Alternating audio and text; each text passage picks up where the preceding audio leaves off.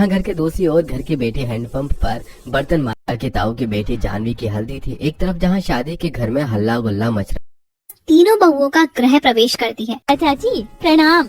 चाची आप मेरी चिंता मत कीजिए, मुझे आदत हो गई है इस तरह रोज हैंड पंप में सुबह शाम बर्तन धोने की। और कोई दूसरा रास्ता भी कहाँ है। मेरी बच्ची के पास एक छोटा सा खेत है, उसी खेत में हमारा ये छोटा मिट्टी का घर है। जैसे तैसे करके बस एक हैंड पंप गड़वा रखा है जिससे घर का सारा काम होता है। हाँ वो सब तो मैं समझती हूँ, गरीबी इंसान से सब कुछ करवा लेती है, पर तुम भी अब थोड़ा सोचो, तुम्हारी बेटी बड़ी हो गई है, ऐसे घर के बाहर बर्तन धोती अच्छी नहीं लगती। खेत का रास्ता कोई ना कोई यहाँ से गुजरता ही रहता है। सुनीता के बाद फसल की कटाई करते देवानंद और राजन भी सुन लेते हैं। पिताजी वैसे सुनीता चाची कह तो सही रही हैं। हाँ बेटा, पर अभी मेरे पास इतने पैसे नहीं है।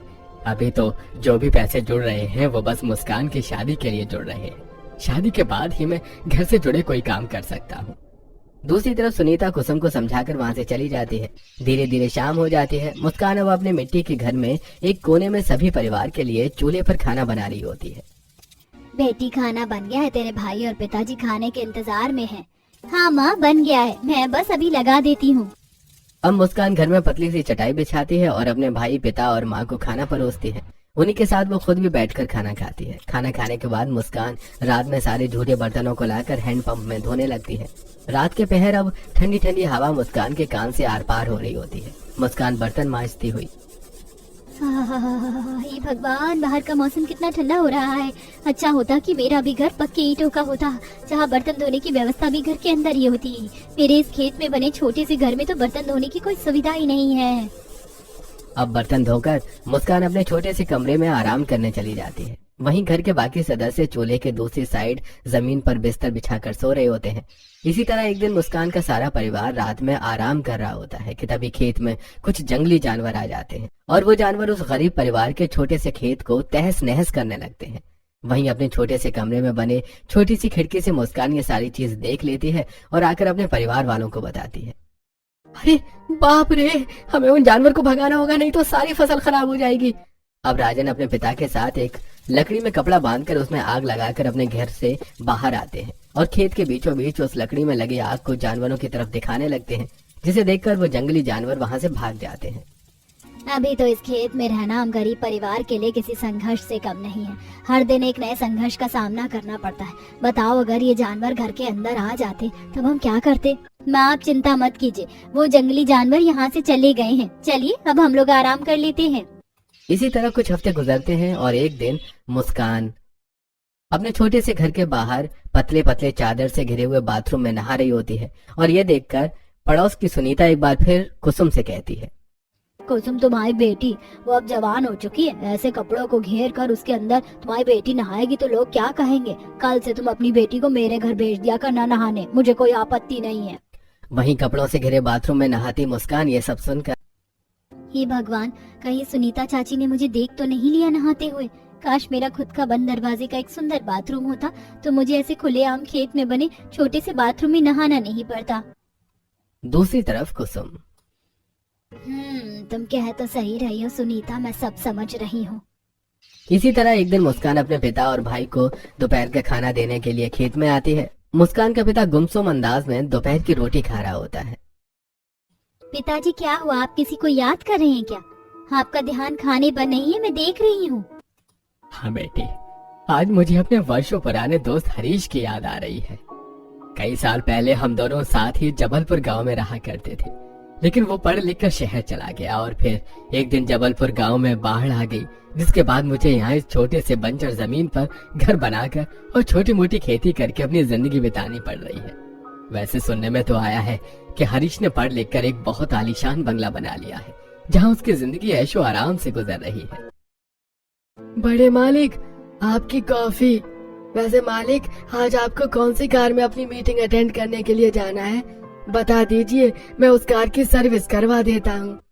आज मैं लैम्बोर्गिनी से जाऊंगा, तो आप उसकी सर्विस करवाइए। जी मालिक, मैं अभी सुरेश को बोलकर सर्विस करवाता हूँ लैम्बोर्गिनी की।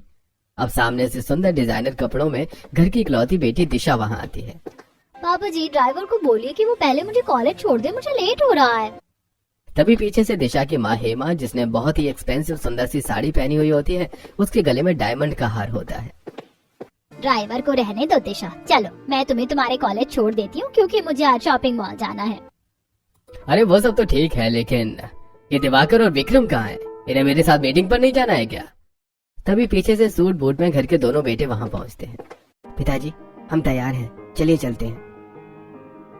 हाँ पिताजी मैं भी रेडी हूँ। वैसे पिताजी मीटिंग के बाद आपको विलेज के लिए भी निकलना होगा ना? एक मीटिंग विलेज में है जिसे आप ही हैंडल कर सकते हैं। पिताजी जब आपको अपने दोस्त के बारे में इतना सब कुछ पता है तो आप उनसे कभी मिलने क्यों नहीं जाते, या वो यहाँ आपसे मिलने क्यों नहीं आते? बेटा मेरी औकात नहीं है कि मैं उसके बड़े बंगले की चौखट पर अपने कदम रख सकूं, और उसको तो पता ही नहीं है कि मैं वो गांव छोड़ चुका हूँ। अब दोस्ती बस यादों के भरोसे चल रही है। अच्छा चलो, अब बहुत बातें हो गई, मुझे आज फसल को दूसरे गांव लेकर जाना है काट कर। राजन तुम यहाँ पर थोड़ी बहुत फसल की कटाई करके अपनी बहन के साथ चले आना घर। अब अपने माथे पर फसल की गठरी रखकर देवानंद अपने गांव से दूसरे गांव की तरफ लंबे चौड़े रास्ते पर चलता हुआ जा रहा होता है कि तभी उसके सामने एक लंबी सी गाड़ी रुकती है। तेज तेज हॉर्न की आवाज सुनकर देवानंद घबराते हुए, अरे भाई कौन हो? अरे जल्दी से गाड़ी आगे बढ़ाओ ना, क्यों गरीब को परेशान कर रहे हो? मेरे सिर पर भारी बोझा है। गाड़ी के अंदर बैठा हरीश। अरे इसकी शक्ल तो जानी पहचानी लगती है। अरे ये तो मेरा दोस्त देवानंद है। ये कैसी हालत बना रखी है इसने अपनी। ड्राइवर गाड़ी रोको। हरीश गाड़ी से निकलकर देवानंद के पास आता है और उसे गले से लगा लेता है। देवानंद मैंने तुम्हें कहाँ कहाँ नहीं ढूंढा, तुमने ये कैसी हालत बना रखी है अपनी। चलो मेरे साथ मेरे घर चलो। अरे हरीश मेरे मित्र, मैं तुझे आज ही याद कर रहा था, और भगवान का करिश्मा देखो, उन्होंने आज ही मुझे तुझसे मिला दिया। अरे पर ठहरो, मैं तुम्हारे साथ तुम्हारे घर नहीं जाऊंगा, पहले तुम मेरे घर चलो। पर हाँ, मेरे घर का रास्ता काफी पतला है, उन गलियों में तुम्हारी ये बड़ी गाड़ी नहीं जा पाएगी, तुम्हें मेरे साथ पैदल ही जाना होगा। अब हरीश अपने ड्राइवर को वापस भेज देता है और देवानंद के साथ उसके घर की तरफ आता है, जहाँ सड़कें काफी पतली होती हैं। चलते चलते हरीश देवानंद के खेतों में पहुंचता है। तभी हरीश के जूतों के आर पार एक भयानक कांटा उसके पैरों में चुभ जाता है। हरीश जूते निकाल के फेंकता है तो पैरों से खून निकलने लगता है। अरे मेरा पैर, अरे मेरे पैरों में तो कांटे चुभ गए हैं। दरवाजे पर खड़ी मुस्कान ये सब देखकर फटाफट एक हाथ में कुर्सी और दूसरे हाथ में मरहम पट्टी लेकर आती है। हरीश कुर्सी पर बैठता है और मुस्कान हरीश के पैरों की पट्टी करती है। बहुत ही प्यारी बच्ची है देवानंद। ये कौन है? अरे हरीश मेरे मित्र, ये मेरी बेटी मुस्कान है। अरे वाह, बहुत ही समझदार बिटिया है तुम्हारी। इसकी तो शादी की उम्र भी हो गई है। हाँ, बस अब यही चिंता तो दिन रात सताती है। अरे चिंता करना छोड़ दे देवानंद, सब ठीक होगा। अब हरीश देवानंद से मिलकर अपने घर आ जाता है, लेकिन घर आने के बाद हरीश का बर्ताव कुछ बदला बदला रहता है। तभी एक दिन हरीश हॉल में अखबार पढ़ रहा होता है और वहाँ हेमा कॉफी लेकर पहुँचती है। हरीश जी, आप कुछ दिन पहले गांव की तरफ गए थे और मैं देख रही हूँ, जब से आप वहाँ से आए तब से आप गुमसुम हैं, किसी से कुछ बात नहीं कर रहे हैं। मुझे आपसे इतनी सारी बातें करनी थी, और हाँ, मुझे अपने छोटे बेटे के लिए अब लड़की देखनी है। उसकी शादी की उम्र हो गई है। क्या कहा, शादी? तुमने मुझे ये पहले क्यों नहीं बताया? अच्छा सुनो, विक्रम के लिए कोई लड़की मत ढूंढना, लड़की मैंने ढूंढ रखी है। लड़की गांव की है और थोड़े गरीब घर से है। उसका पिता कई वर्ष पहले मेरा बहुत अच्छा दोस्त था। हरीश जी, आप गांव जाकर एक गांव की गरीब लड़की पसंद करके आ गए? अरे मैं कहती हूँ वो गरीब लड़की हमारे बड़े बंगले में एडजस्ट भी कर पाएगी। सच कहूँ तो उसका और हमारा स्टैंडर्ड कभी मैच नहीं होगा। तभी पीछे से आती घर की बड़ी बहू मनीषा। हाँ पापा जी, आप ऐसे कैसे इस बड़े बंगले की बहू एक गरीब घर की लड़की को बना रहे हैं? मुझे इस बड़े बंगले में अपनी देवरानी अपनी तरह चाहिए, जिसका स्टैंडर्ड मुझसे मैच करता हो। बड़ी बहू, तुम्हारे स्टैंडर्ड घर में आकर ही चेंज हुआ है, इसलिए स्टैंडर्ड के बारे में तो तुम बात मत ही करो। बाकी मैं एक बार अपने छोटे बेटे से बात करूंगा। अब अगले दिन हरीश डायरेक्ट अपने छोटे बेटे विक्रम से बात करता है। पिताजी, अगर आपको वो लड़की सही लग रही है तो मैं आपके फैसले के अगेंस्ट नहीं जाऊंगा। मुझे ये मैरिज एक्सेप्ट है। आप कहें तो हम कल ही चलते हैं लड़के वालों के घर। अब अपने छोटे बेटे की रजामंदी देखकर हेमा शांत हो जाती है, लेकिन घर की बड़ी बहू वो इस फैसले से जल भुनकर राख हो जाती है। अब अगले दिन घर का पूरा सदस्य देवानंद के घर आता है। देवानंद अपने छोटे से घर में सबको साधारण सी कुर्सी पर बिठाता है, वहीं एक साधारण से टेबल पर मुस्कान सबके लिए चाय नाश्ता लगाती है। जी, आप लोग यहाँ जी हम यहाँ आपकी बेटी का हाथ मांगने आए हैं। मेरे पति को आपकी बेटी बहुत पसंद आ गई है। वहीं मुस्कान को विक्रम देखते ही पसंद कर लेता है। माँ, मुझे भी लड़की पसंद है। देवानंद, अब तो तुम बस अच्छा मुहूर्त निकलवाओ शादी का, हमारी तरफ से रिश्ता पक्का है। मुझे तो विश्वास ही नहीं हो रहा अपनी आंखों पर कि मेरी बेटी आप जैसे बड़े बंगले में रहने वाले लोगों के घर की बहू बनने वाली है। आप लोगों का लाख लाख शुक्र है कि आप मेरी बेटी को अपने बड़े बंगले की बहू बनाना चाहते हैं।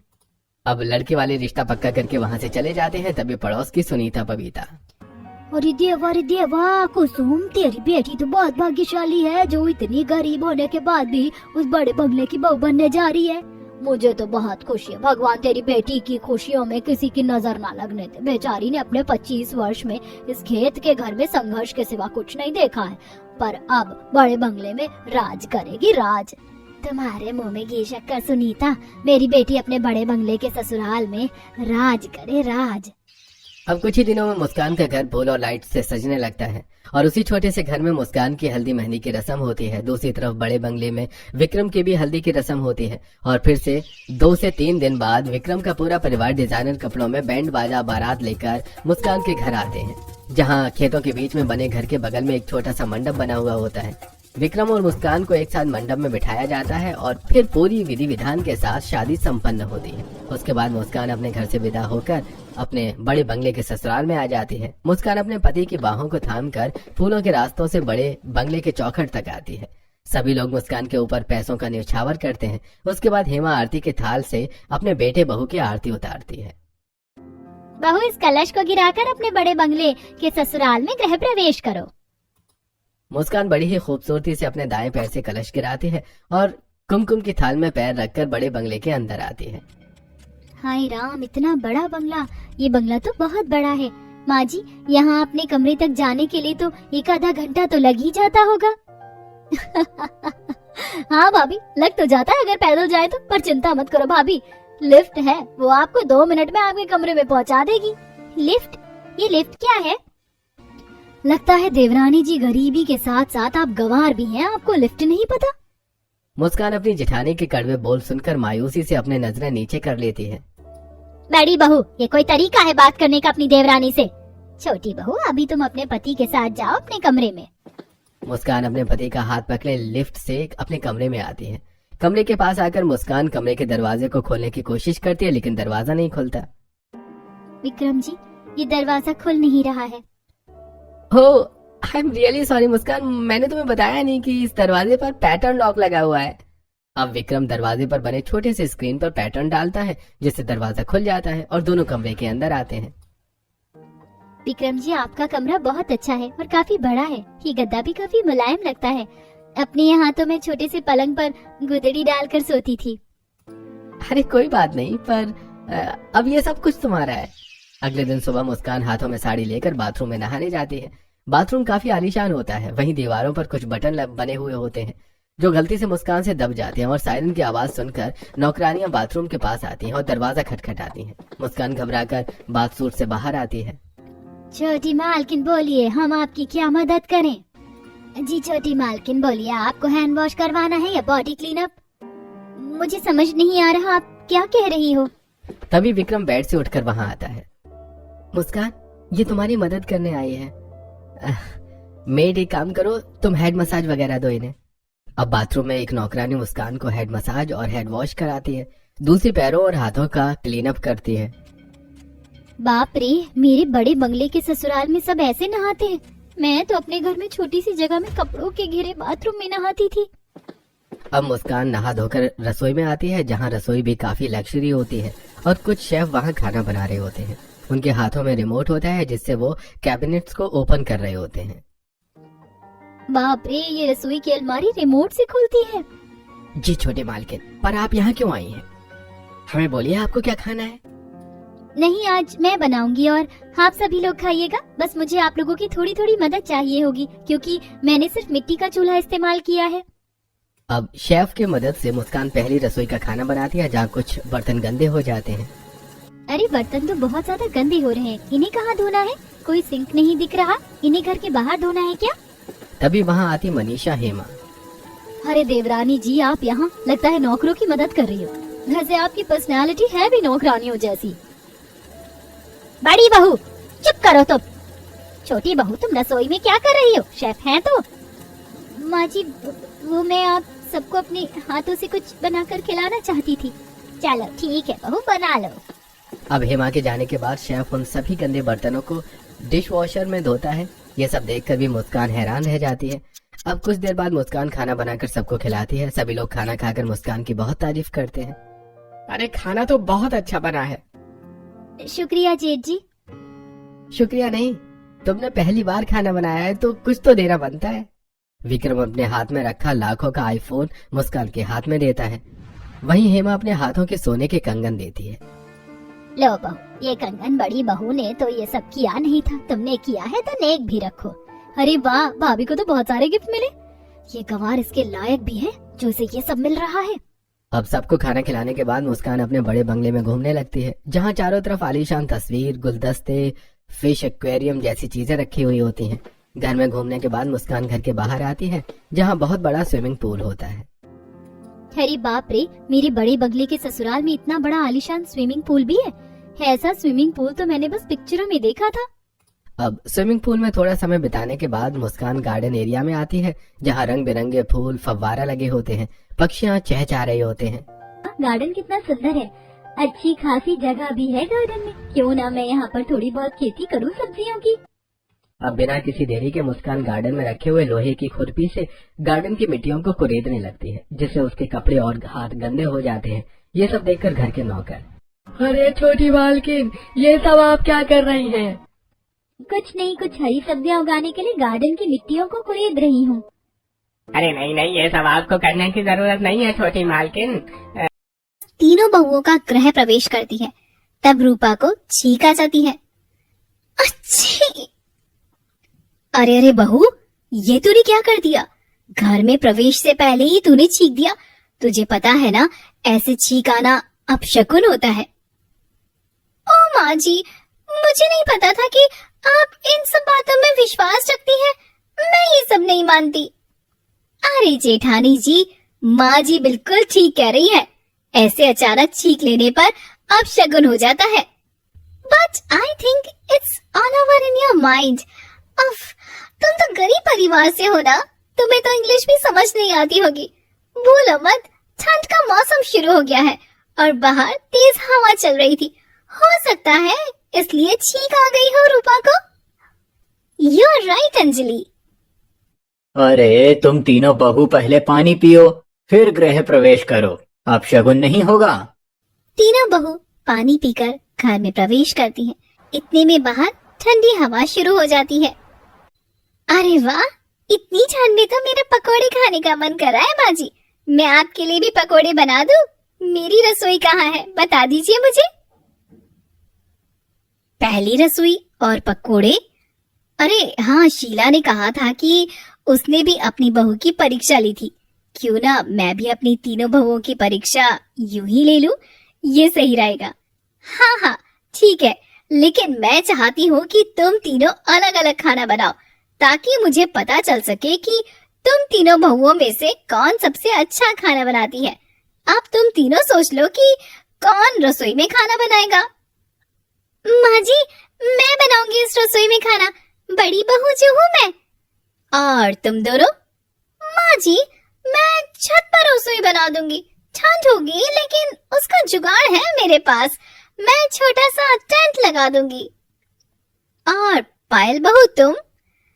माँ जी, मैं बाहर आंगन में चूल्हा बनाकर खाना बना दूंगी। ठीक है, अब तुम जाओ आराम कर लो। कल सुबह तुम्हारी पहली रसोई है, तुम्हें अपने हाथों से खाना बनाना है। तुम्हारे अपने हाथ से बनाई हुई पहली रसोई होगी ये। फिर सब अपने अपने कमरे में आराम करते हैं।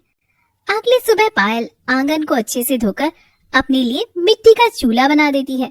साथ ही खाना बनाने का सामान और मिर्च मसाले लेकर आ जाती है। तभी तेज ठंडी हवा आने लगती है। अरे लगता है मेरी पहली रसोई का खाना बनाने से पहले ये हवा सब कुछ बर्बाद कर देगी। मुझे जल्दी से त्रिपाल लगाना होगा। पायल जल्दी से त्रिपाल लगा देती है और खाना बनाने लगती है। अंजलि एक टेंट मंगवाकर ऊपर छत पर लगवा देती है और फिर उसके अंदर रसोई का सामान और साथ ही एक इंडक्शन चूल्हा भी रख देती है। ओह वाह, चलो ठीक है, ये इंडक्शन चूल्हा मेरा काम आसान कर देगा, लेकिन समझ नहीं आ रहा है कि क्या बनाऊं। मैं इतनी ठंड में ज्यादा भारी खाना नहीं बना सकती, इसलिए मुझे वैसा खाना बनाना होगा जो जल्दी बन जाए और मेहनत भी कम लगे। क्यों ना मैं पास्ता बना दूं? अंजलि पास्ता बनाना शुरू करती है। वहीं दूसरी ओर बड़ी बहू रूपा अपना मेकअप कर रही थी।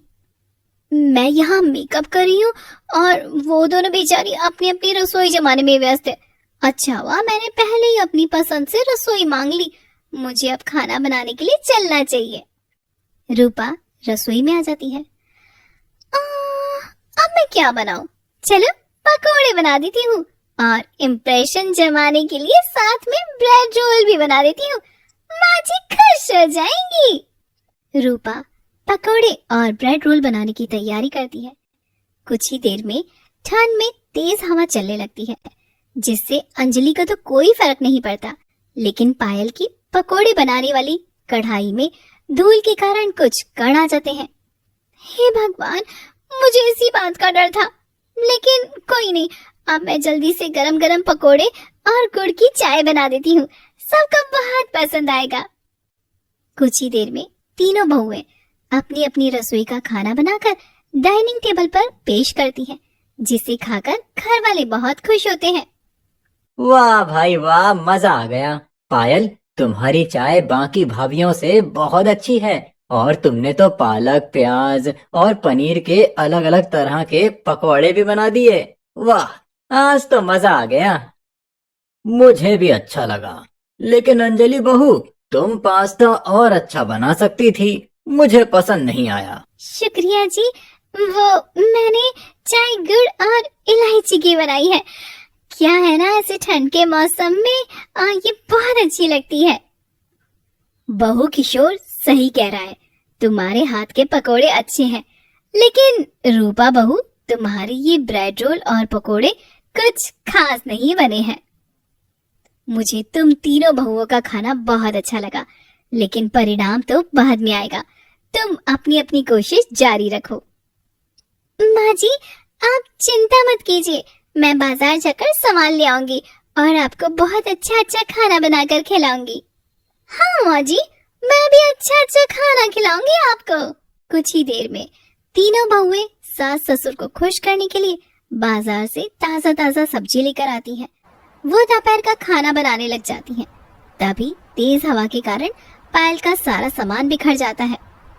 हे भगवान, इतनी तेज हवा चल रही है और ऊपर से सारा सामान भी बिखर गया है, लेकिन कोई बात नहीं, मुझे अच्छा अच्छा खाना बनाना है और मुझे पता है उन्हें छोले कुलचे और साथ में खीर बहुत अच्छी लगेगी। पायल सारा सामान ठीक करती है और खाना बनाने लग जाती है। वहीं अंजलि भी खाना बनाने लगती है। तभी लाइट चली जाती है। उफ़्फ़ो, अब मैं खाना कैसे बनाऊं? आधा खाना कच्चा है और आधा खाना पका हुआ। बस ये चाउमीन ही तैयार कर पाई हूँ। ओह माय गॉड, अब मैं क्या करूं? वहीं रूपा खाना बनाने से बचने के लिए बाजार से मोमोज, बिरयानी ले आती है, जिन्हें वो गरम करके प्लेट में डालकर सर्व कर देती है। देखा माँ जी, मैं आपके लिए सबसे पहले खाना बनाकर लाई हूँ। उन दोनों से तो कुछ भी नहीं हुआ है। वाह बहू, तुम्हारे ये मसाले तो बहुत अच्छे हैं। हाँ रूपा बहू, ये सही कह रहे हैं। अरे ये पायल बहू और अंजलि बहू, तुम दोनों कब आओगी? तभी वहाँ पर पायल और अंजलि दोनों खाना लेकर आ जाती हैं और सभी लोग छोले कुलचे और साथ में खीर खाते हैं। हा हा, बहुत खूब। खाना तो रूपा बहू और अंजलि ने भी बनाया है, लेकिन पायल बहू के हाथ के खाने की तो बात ही और कुछ है। इतना स्वादिष्ट और इतना अच्छा खाना खाकर मन खुश हो गया।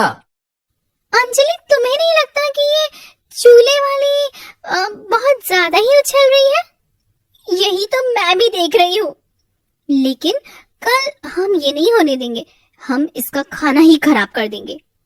अगले दिन पायल दोबारा खाना बनाने लगती है। तभी रूपा छत से बाल्टी भर के पानी नीचे खाना बना रही पायल पर डाल देती है, जिससे कढ़ाई का गरम तेल उछलकर उसके हाथ पर गिर जाता है और उसका हाथ जल जाता है। मेरा हाथ, अब मैं खाना कैसे बनाऊं? मुझे माँ जी और पापा के लिए दाल मखनी, शाही पुलाव सब कुछ तैयार करना था, लेकिन कोई बात नहीं, मैं खाना तो जरूर से बनाऊंगी। पायल जले हुए हाथ के साथ में खाना बनाकर घर वालों को देती है, जिसे खाकर घर वाले खुश होते हैं। वही रूपा और अंजलि का बाजार का खाना खाकर रमा देवी की तबीयत खराब हो जाती है। ओह, मेरे पेट में बहुत दर्द हो रहा है। रूपा, अंजलि, तुम दोनों ने ये क्या खिला दिया मुझे? तुम दोनों से ये उम्मीद नहीं थी मुझे। तुमसे अच्छी तो पायल बहू निकली, जिसने हाथ जलने पर भी हमें खाना बना कर दिया। तुम दोनों तो रसोई संभालने में फेल हो गई हो।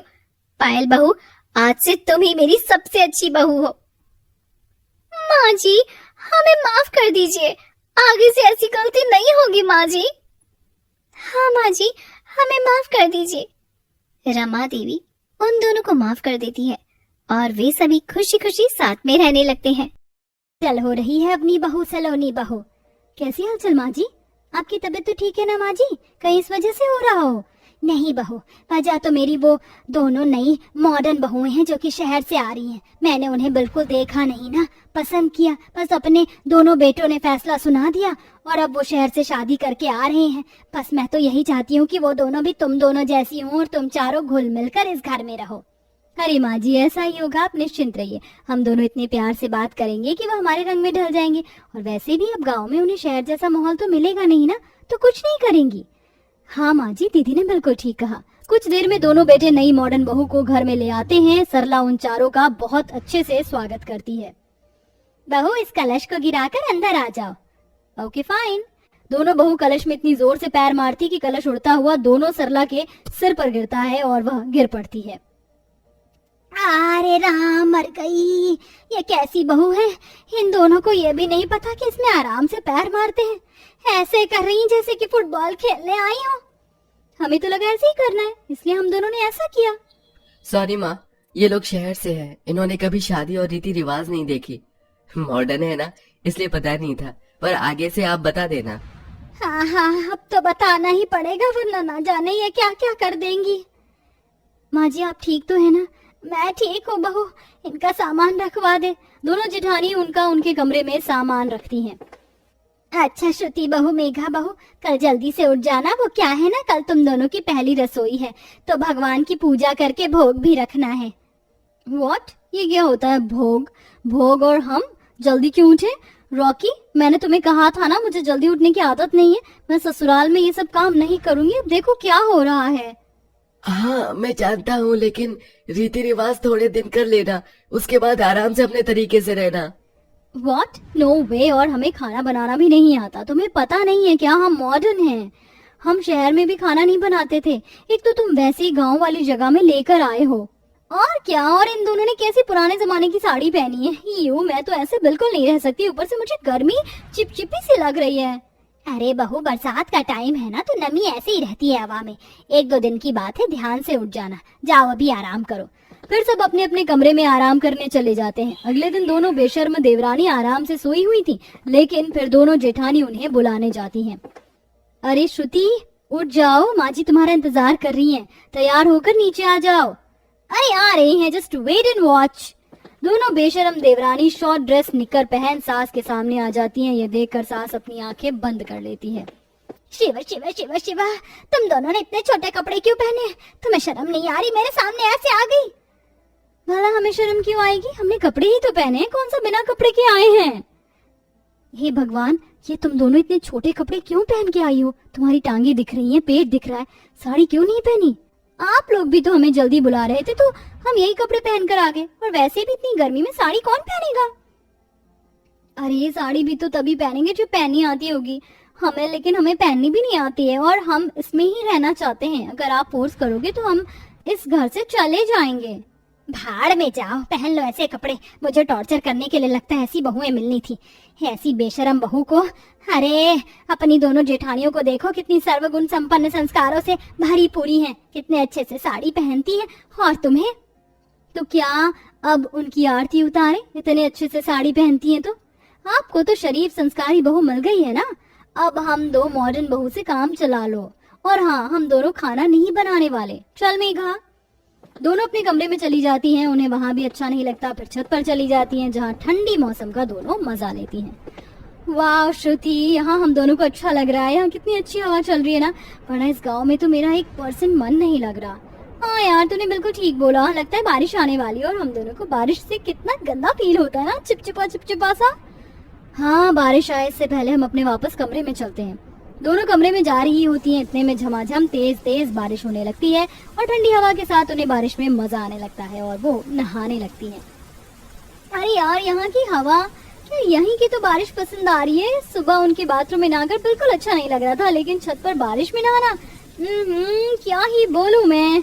हाँ यार, ये तो तूने एकदम अच्छा कहा। मैं सोच रही हूँ बारिश का मौसम आ गया, क्यों ना अब से हम बारिश में ही नहाया करेंगे। हाँ यार, ये बहुत अच्छा आइडिया है। दोनों छोटे छोटे कपड़ों में बेशर्म देवरानी बारिश में छत पर ही नहा रही थी।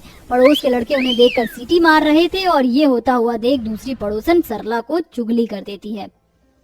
हाय हाय सरला, कल ही तेरी दोनों बेशर्म देवरानी बहुएं आई हैं और आज छत पर चढ़कर बारिश में नहा रही हैं, वो भी इतने छोटे छोटे कपड़ों में। वो सामने वाला निर्मला का लड़का है ना, सीटी मार रहा था तेरी बहू को। मुझे तो समझ नहीं आ रहा तेरी बहू में कमी है। और हाँ, उन लड़कों से उन्हें थोड़ा संभाल कर रख। क्या दोनों छत पर हैं? अभी बुलाती हूँ इन लड़कियों को। क्या बताऊं, ये बेशर्म मॉडर्न बहुएं शहर से आई हैं, मेरी सुनती ही नहीं है। तेरी गलती है, अगर बेटों को कंट्रोल में रखती तभी तो बहू को करेगी।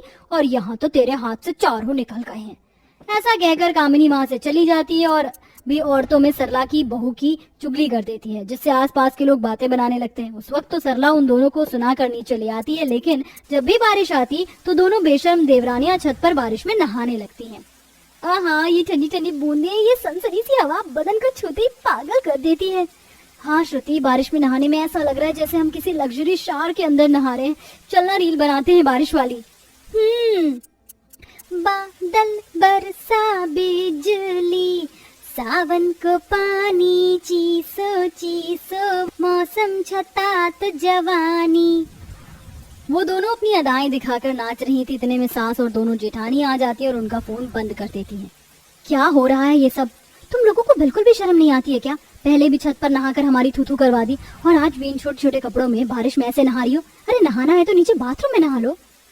तुम दोनों को इतनी सी बात समझ नहीं आती क्या? सारे पड़ोसी लोग हमारा मजाक उड़ा रहे हैं, तो हम क्या करें माँ जी? अब हम अपने घर पर चैन से बारिश का मजा भी नहीं ले सकते। और कौन सा ये कपड़े पहनकर बाहर जा रहे हैं? आपने बोला था कि घर से बाहर मत जाओ। फिर दूसरों की आंखों को हम कंट्रोल नहीं कर सकते, और आफ्टर ऑल हम हैं ही इतनी खूबसूरत। और क्या मेहनत से हम बारिश में रील्स बना रहे थे डांस करके, वो भी खराब कर दिया। फोन दीजिए हमारा। नहीं मिलेगा फोन, तुम सुधरोगी नहीं। अब से तुम साड़ी पहनोगी। हम साड़ी वगैरह कुछ नहीं पहनने वाले, अंडरस्टैंड? दोनों बेशरम बहू वहां से अपने अपने कमरे में चली जाती हैं। सास को बहुत गुस्सा आता है। दोनों जेठानी बारिश के कारण सास को चाय पकौड़े ला कर देती हैं।